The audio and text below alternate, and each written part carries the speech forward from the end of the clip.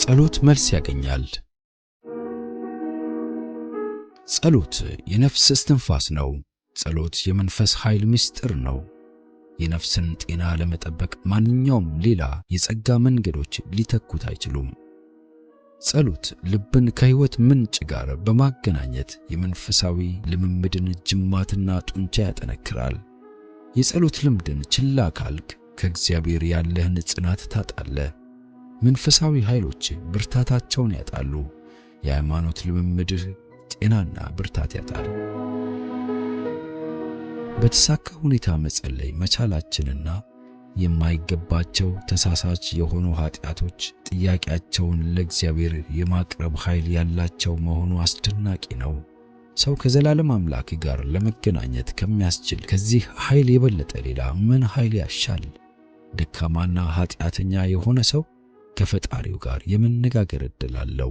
የዓለማት ገዢ ወደ ሆነው ዙፋን መድረስ የሚችሉ ቃላትን መናገር እንችላለን።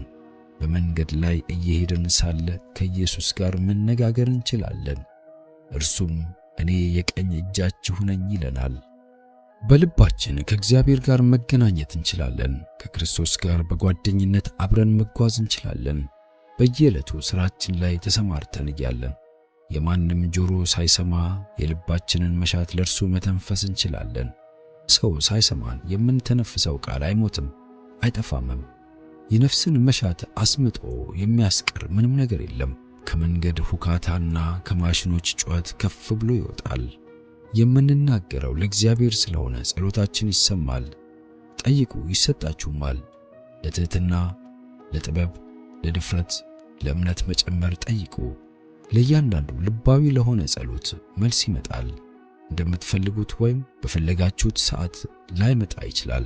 ነገር ግን ፍላጎታችሁን ሊሞላ በሚችልበት ሁኔታና ጊዜ ይመጣላችኋል። በብቸኝነት በድካምና በፈተና ውስጥ ሆናችሁ የምትጸልዩዋቸውን ጸሎቶች እግዚአብሔር መልስ የሚሰጠው ሁል ጊዜ እናንተ በምትጠብቁበት ሁኔታ ሳይሆን ለእናንተ በሚጠቅም ሁኔታ ነው።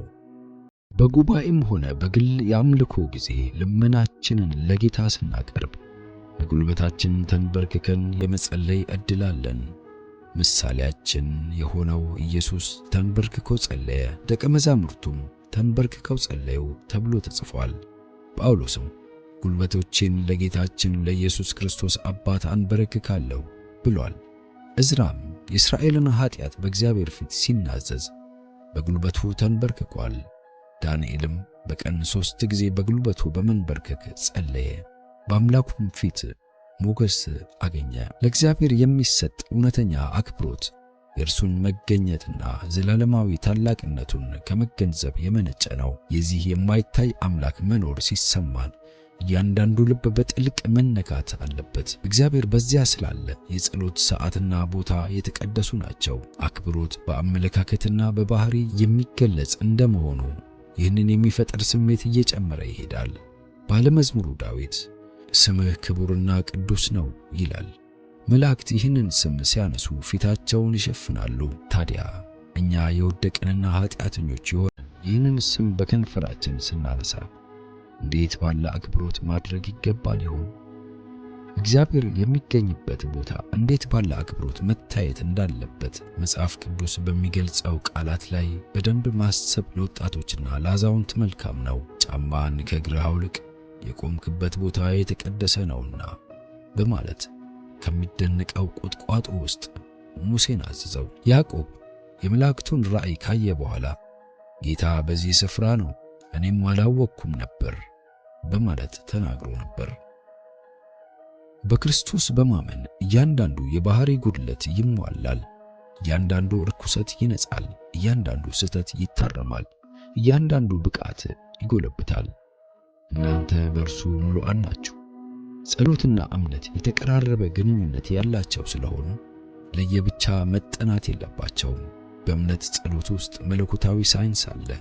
ይህ ሳይንስ እያንዳንዱ ሕይወት በስኬት ውስጥ እንዲያልፍ ሰው ማስተዋል ያለበት ሳይንስ ነው። ክርስቶስ እንዲህ ይላል፣ ማንኛቸውንም የምትፈልጉትን ነገር ለማግኘት ስትጸልዩ እንደሚሰጣችሁ እመኑ፣ ይሰጣችሁማል። ጥያቄያችን እንደ እግዚአብሔር ፈቃድ መሆን እንዳለበትም ግልጽ ያደርግልናል። እርሱ ሊሰጠን ቃል ለገባልን ነገሮች መጸለይ አለብን። የተቀበልነውንም ነገር የእርሱን ፍቃድ ለማድረግ መጠቀም አለብን። እነዚህ ሁኔታዎች ከተሟሉ ተስፋዎቹ ግልጽ ናቸው። ለኃጢአት ይቅርታ፣ ለመንፈስ ቅዱስ፣ ክርስቶስን ለሚመስል ባህሪ፣ ሥራውን ለመስራት ጥበብና ብርታት ለማግኘት እርሱ ቃል ለገባልን ለማንኛውም ስጦታ መጸለይ እንችላለን። ስለዚህ እንደምንቀበል በማመን ለተቀበልነው ምስጋናን ለእግዚአብሔር መልሰን መስጠት አለብን። ለበረከቱ ውጫዊ ማረጋገጫ መሻት የለብንም። ስጦታው በተስፋው ውስጥ ስላለ እግዚአብሔር ቃል የገባውን እንደሚፈጽም እርግጠኞች በመሆን ወደ ሥራችን መሄድ እንችላለን። ተሰጥቶን ያለ ስጦታንም እጅግ በምንፈልገው ሰዓት እንገነዘበዋለን።